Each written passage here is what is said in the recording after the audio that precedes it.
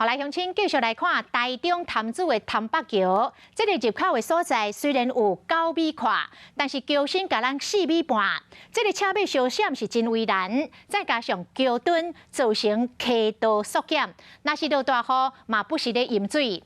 地方向立委反映，争取到650万来改建，特别选伫个111年1月初1日下晡7点11分来通车，要求一个好彩头，让地方的交通更加顺遂。上香120。立委杨强兴和台中市建设局长陈大田，甲正百的乡亲夜香拜拜，宣告潭子区潭北桥总算完工。地方特别选择咧民国111年1月初1下晡1点11分通车，希望求一个好彩头。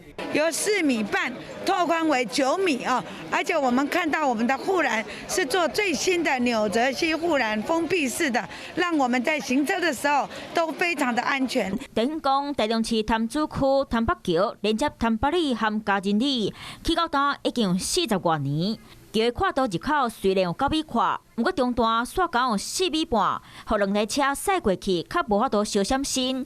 大雨若来，嘛常在较会做大水。地方困扰真侪年，向立委杨强兴申请，成功争取水利署补助的455万，市府配合195万来改善桥的问题。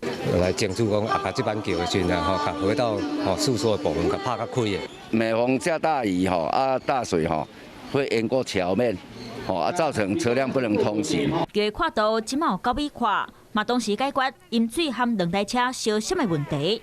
地方里面拢真期待，即个嘛用办喜事心情，就会庆祝新的潭北桥正式启用。